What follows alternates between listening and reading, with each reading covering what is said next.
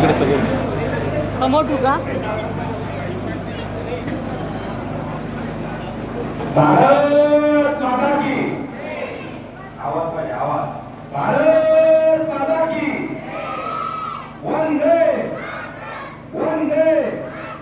जय जवान जय जवान. हे गंगल करी बांधलेले जनसेवेसाठी दिलेले राष्ट्रात प्राण हे उरले मी सिद्ध मरायाला हो. मरण्याची सिद्धता तर हातावर घेऊन भारत मातेची सेवा करणारे सैनिक आज आपल्या या मायभूमीमध्ये श्री गोरखनाथ श्रीराम डोईफोडे यांचं आगमन झालं. करपात्रांना सुरुवातीला सैन्यात भरती होताना सैनिकाच्या परिवाराला एक धाकधुकी असते की कसे असेल तिकडं सैनिकांचं जीवन. परंतु तो जसं जसं करत जातो ईश्वर त्याचं रक्षण करत जातो आणि आपण कर्तव्य सदैव डोक्यात घेऊन हे सैनिक कार्य करत असतात. मराठा लाईट इन्फंट्रीमध्ये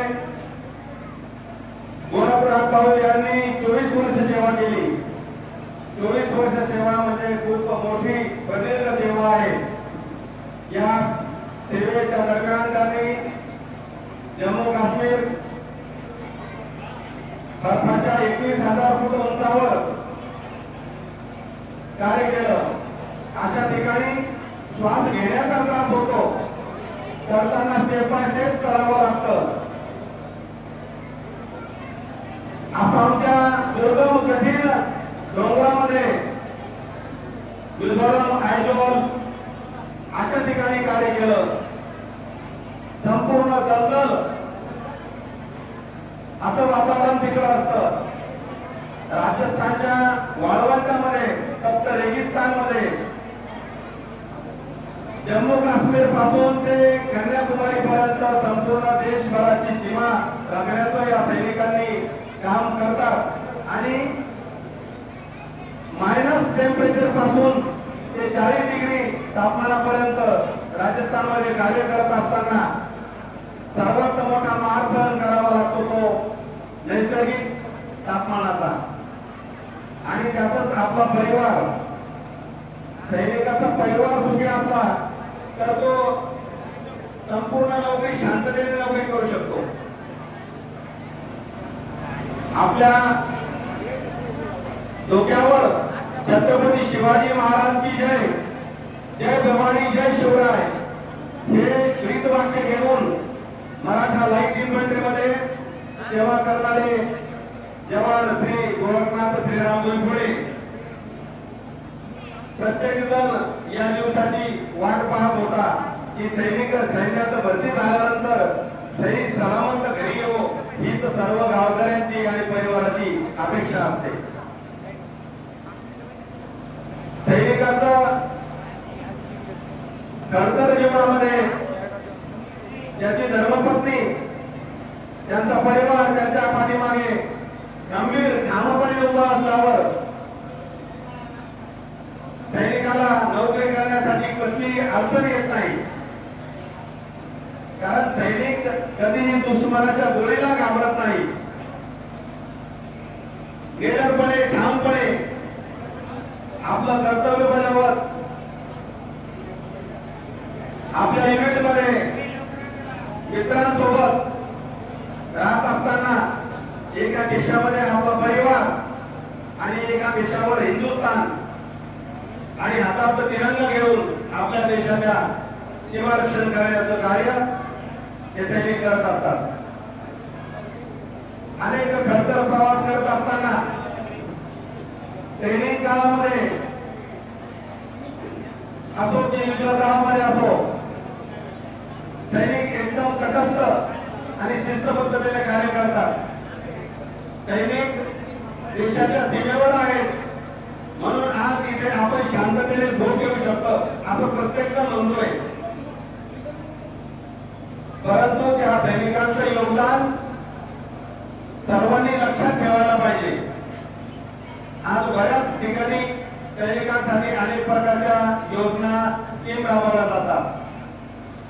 बँकेमध्ये सुद्धा त्यांना स्पेशल रांग दिली जाते.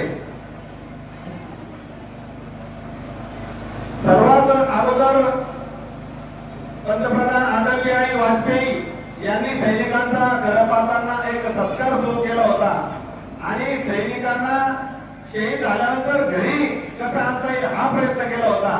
आणि त्यानंतर पंतप्रधान नरेंद्र मोदीजी यांनी तर सैनिकांसाठी खूप काही केलं. कारण त्या अगोदर जम्मू काश्मीर सारख्या ठिकाणी जोपर्यंत 370 धारा होती तोपर्यंत आपण तिथल्या पब्लिकला एक त्यांनी आपल्यावर दगड मारले, घरे मारले, आपल्या रस्त्यात आळवे झोपले तरी सैनिक त्यांना त्रास देऊ शकत नव्हते, त्यांना दंडित करू शकत नव्हते. परंतु 370 हटल्यापासून या सर्व सैनिकांना नोकरी करण्याला एक सक्षमपणे ठाम भूमिका घेऊन नोकरी करता येते. याबाबत आपण पंतप्रधान मोदी साहेबांचं मनापासून स्वागत करायला पाहिजे.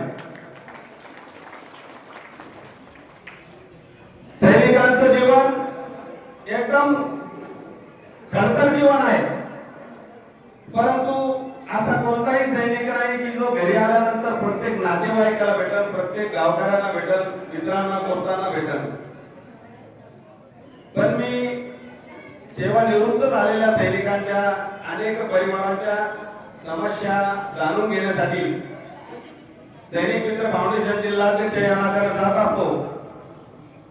सैनिकाला त्रास देणारे दूरचे लोक नसतात, त्याच्या जवळचेच लोक असतात. म्हणून प्रत्येकानं माझा बोलण्याचा उद्देश हाच आहे की जो सैनिक आहे म्हणून आम्ही आहे, तुम्ही आहे म्हणून आम्ही आहे. रेल्वेमध्ये रिझर्वेशन भेटतं, एसटी मध्ये कोणी पाहिलं, सैनिकाला पाहिलं तर उठतं आणि म्हणतात सर बसा, मान सन्मान वाटतो. पण आजही सैनिक हा सत्कार सोहळा खूप मोठा सत्कार सोहळा झाला. असा आदर गावकऱ्यांनी जपला पाहिजे आणि सैनिकांना सुद्धा त्या आदराचं उत्तरदायित्व म्हणून तसंच त्यांच्याशी प्रेमानं राहिलं पाहिजे. नाहीतर छोट्या छोट्या गोष्टीवर अनेक ठिकाणी वाद होतात. आमची सर्व आधी माझी सैनिक संघटना तिथे पोहोचते. मग पोलीस स्टेशन असो, तहसील कार्यालय असो, पंचायत समिती असो, अशा ठिकाणी जाऊन अनेक सैनिकांच्या समस्या सोडवण्यासाठी सैनिक संघटनेला जावं लागतं. असा एकही परिवार सैनिकाचा नाही, गावातील कोणताही परिवार नाही की त्यांच्याकडे समस्या नाही. परंतु सैनिकांच्या किरकोळ समस्या मांडण्यासाठी सैनिक संघटना एकत्र येते आणि ठामपणे त्या सैनिकाच्या पाठीमागे उभं राहून त्याचे कार्य करत असते. मी सैनिकांच्या सैनिक पत्नींना आवर्जून सांगेन की साहेब घरी आल्यानंतर त्यांना कामामध्ये थोडं व्यस्त ठेवा. कारण समाजाच्या प्रवाहामध्ये मोठेपणामध्ये कसा प्रत्येक मोठेपणा येतो आणि मोठेपणामध्ये घरचं काम सैनिक विसरून जातात. त्यासाठी त्यांना कामामध्ये व्यस्तता ठेवायची आणि आपल्या मुलांचे बऱ्याच सैनिक परिवाराचे असे प्रश्न पाहिले की त्यांना सीईए चिल्ड्रन एज्युकेशन अलाउन्स 50% लोक तुम्ही असे आहेत की तो क्लेम करत नाही. 37,000 रुपये तुमच्या मुलाची शिष्यवृत्ती मिळते, शाळेतील विद्यार्थी मिळते. परंतु तुम्ही जिल्हा सैनिक बोर्डाकडे त्याचे फॉर्म सबमिट करून प्रत्येक सैनिकांना तो सबमिट करायला पाहिजे. मी सर्वेनुसार प्रत्येक गावच्या सैनिक परिवाराच्या ग्रुपमध्ये मेसेज टाकत असतो की शिक्षणाच्या शेवटच्या टप्प्यापर्यंत पहिल्या बालवाडीपासून ते 10वी पर्यंत 10वी 12वी ग्रॅज्युएशन, पोस्ट ग्रॅज्युएशन आणि स्पेशल कोणतंही शिक्षण केलं तरी त्या शिक्षणाची शिष्यवृत्ती सैनिक परिवाराला मिळते. परंतु त्याच्याकडे दुर्लक्ष केलं जातं. आपल्या सावखेड नगरीमध्ये अगोदरच हा विषय झाला होता की सर्व आजी माजी सैनिकांना मालमत्ता कर माफी झालेली आहे. मालमत्ता कर माफी झालेली आहे का सर?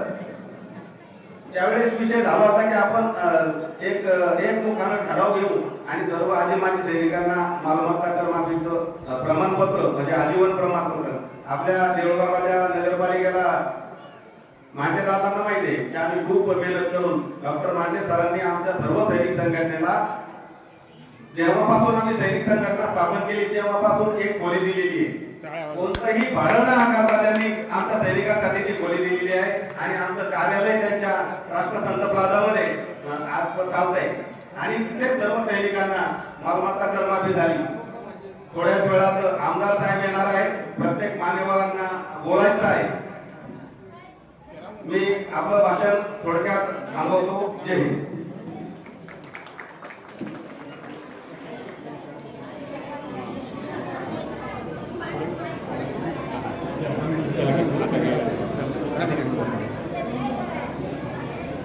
धन्यवाद साहेब. साठे सरांनी सैनिकी जीवन काय असतं हे बघितलेलं आहे आणि त्यांच्या नजरेतून थोडक्यात त्यांनी तुम्हाला